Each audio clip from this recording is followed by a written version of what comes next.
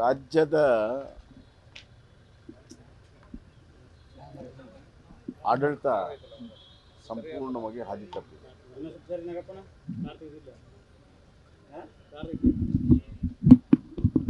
ಅಭಿವೃದ್ಧಿ ಅಂತೂ ಸಂಪೂರ್ಣವಾಗಿ ನಿಂತು ಹೋಗಿದೆ, ಶೂನ್ಯ ಆಗಿದೆ. ಅದು ಒಂದು ಕಡೆ ಇದ್ದರೆ, ಇವತ್ತು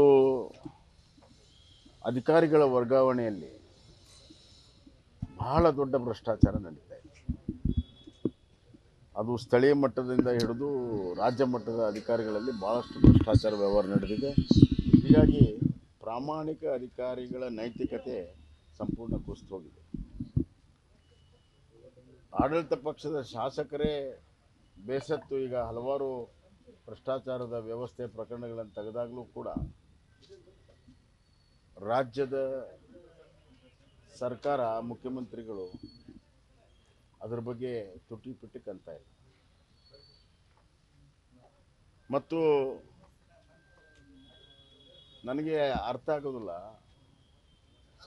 ಸಂಪುಟದ ಸಹೋದ್ಯೋಗಿಗಳು ಸಂಪುಟದಲ್ಲಿ ಚರ್ಚೆ ಮಾಡ್ಬೋದು, ವೈಯಕ್ತಿಕ ಚರ್ಚೆ ಮಾಡ್ಬೋದು, ಆದರೆ ಬಹಿರಂಗವಾಗಿ ಪತ್ರ ಬರೀತಾರೆ ಅಂತಂದರೆ ಈ ರಾಜ್ಯದಲ್ಲಿ ಸಂಪುಟದಲ್ಲೂ ಕೂಡ ಸಾಮರಸ್ಯ ಇಲ್ಲ, ಒಬ್ರಿಗೊಬ್ಬರು ವಿಶ್ವಾಸ ಇಲ್ಲ, ಮತ್ತು ಅವರು ಎತ್ತುವಂಥ ವಿಚಾರಗಳಿಗೆ ಸ್ಪಂದನೆ ಸಿಗೋದಿಲ್ಲ ಅಂತ ಹೇಳಿ ಬಹಿರಂಗಗೊಳಿಸ್ತಾ ಇದ್ದಾರೆ ಅಂತ ನನಗೆ ಅನಿಸ್ತಾ ಇದೆ. ಮಳೆ ಬಂದು ಪ್ರವಾಹಕ್ಕೀಡಾದವ್ರಿಗೆ ಪರಿಹಾರ ಇಲ್ಲ, ಮನೆ ಕುಸಿದ ಪರಿಹಾರ ಇಲ್ಲ, ಯಾವುದೇ ರೀತಿಯ ಜನಸ್ಪಂದನೆ ಕೆಲಸ ಆಗ್ತಾ ಇಲ್ಲ. ಆದ್ದರಿಂದ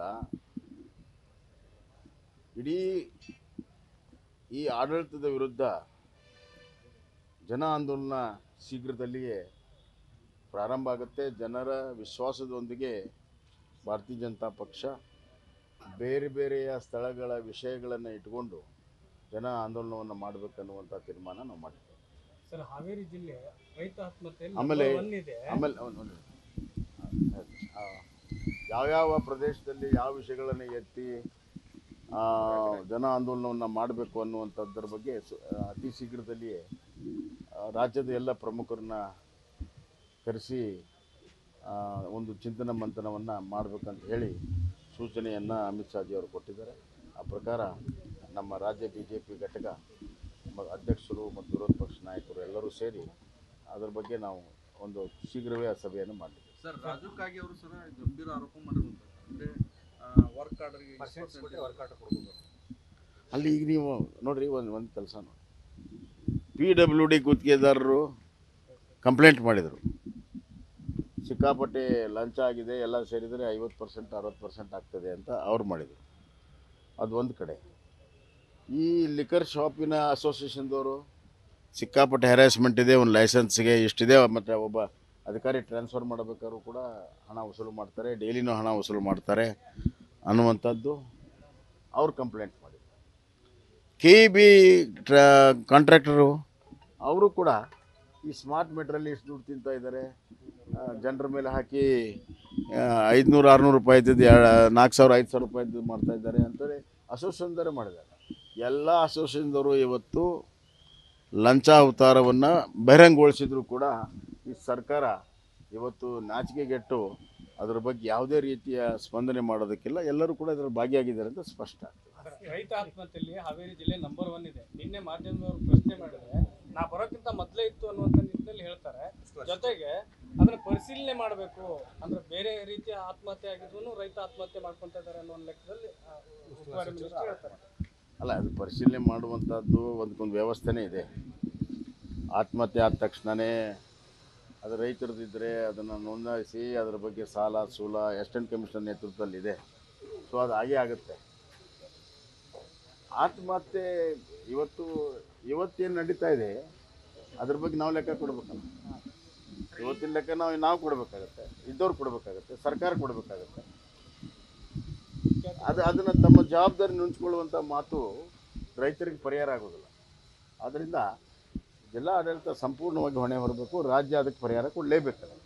ಸರ್, ಬಿತ್ತನೆ ಬೀಜಗಳಲ್ಲಿ ಸಾಕಷ್ಟು ಕಳಪೆ ಇಲಾಖೆಯಿಂದಲೇ ರೈತ ಸಂಪರ್ಕ ಕೇಂದ್ರದಲ್ಲಿ ಏನು ಬೀಜವನ್ನು ತೆಗೆದುಕೊಂಡಿದ್ದಾರೆ, ವಿಶೇಷವಾಗಿ ಸೋಯಾಬೀನ್. ಈ ಜಿಲ್ಲೆಯಲ್ಲಿ ಏನು ಸೋಯಾಬೀನ್ ಬಿತ್ತನೆ ಆಗಿದೆ ಅದರಲ್ಲಿ ಭಾಳಷ್ಟು ಡೂಪ್ಲಿಕೇಟ್ ಬೀಜಗಳಾಗಿ ಆ ಸೋಯಾಬೀನ್ ಸಂಪೂರ್ಣವಾಗಿ ಬೆಳೆದೇ ಇರುವಂಥ ಸಂದರ್ಭದಲ್ಲಿ ಅದೇ ರೈತ ಸಂಪರ್ಕದಿಂದ ಮತ್ತೊಮ್ಮೆ ಹೊಸ ಬೀಜಗಳನ್ನು ಇದನ್ನು ಪೀಕನ್ನು ತೆಗೆದು ಹೊಸ ಬೀಜವನ್ನು ಕೊಡುವಂಥ ಪ್ರಕ್ರಿಯೆ. ಅಂದರೆ ಮೊದಲು ಕೊಟ್ಟಿದ್ದು ಡೂಪ್ಲಿಕೇಟು ಅನ್ನುವಂಥದ್ದು ಭಾಳ ಸ್ಪಷ್ಟವಾಗಿದೆ. ರೈತ ಸಂಪರ್ಕ ಕೇಂದ್ರದಲ್ಲಿ ಡೂಪ್ಲಿಕೇಟ್ ಆದರೆ ಸರ್ಕಾರನೇ ಡೂಪ್ಲಿಕೇಟ್ ಮಾಡ್ದಂಗಲ್ವಾ? ಮತ್ತ್ಯಾಕೆ ನೀವು ಹೊಸದಾಗಿ ಬೀಜ ಕೊಡ್ತಾ ಇದ್ದೀರಿ? ಅದೇ ಪಕ್ಕದ ಜಿಲ್ಲೆಯಲ್ಲಿ, ಧಾರವಾಡ ಜಿಲ್ಲೆಯಲ್ಲಿ ಒಳ್ಳೆಯ ಸೋಯಾಬೀನ್ ಹುಟ್ಟುತ್ತಾ ಇದೆ.